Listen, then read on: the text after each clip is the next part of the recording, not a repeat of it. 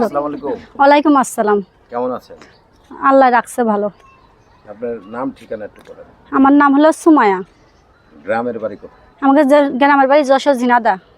আচ্ছা, যশোর ঝিনাইদহ। হ্যাঁ, এই যে যশোর থেকে কেন আসছেন ক্যামেরার সামনে? আইসি খুব কষ্টের পর আইসি। আমরা থাকি ঢাকা শহরে, ঢাকা হেমাদপুর থাকি।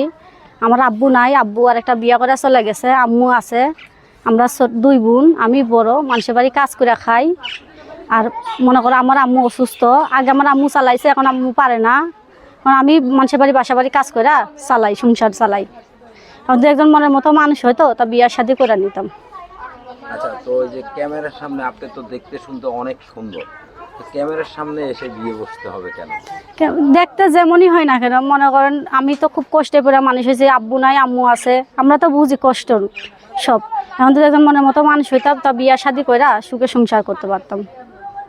মনের মতো বলতে কিরকম চাচ্ছেন? মানে সে যেমন, মনের তো চাওয়ার শেষ নেই। সে যেমনই হোক না কেন, বয়স যেমনই হোক না কেন, আমার কিছু হইব না। সে যদি আমার দুই মুঠ দুই বেলা ভাত খাওয়াইতে পারে, আমার রাখতে পারে সারা জীবন তার সাথে, এটাই আমি চাই। যদি 50-60 বছরের বয়স্ক হয়? অসুবিধা নাই। আজকালের মেয়েরা 12 বছরের মেয়েরাও বিয়ে বসে না, অসুবিধা নাই। যতই বয়স হোক উনার, আমার কোনো অসুবিধা নেই। সে আমার রাখতে পারলেই হইব সারা জীবন তার সাথে। যদি তার বউ থাকে তাহলে? অসুবিধা নেই। তার বউ থাকলে তার বউর অধিকার তার বউরে দিব, আমার অধিকার আমার দিব। আমার যতটুকুনি পাওয়া আমার সেতটুকুনি দিব, আর বেশি আমি কিছু চাই না।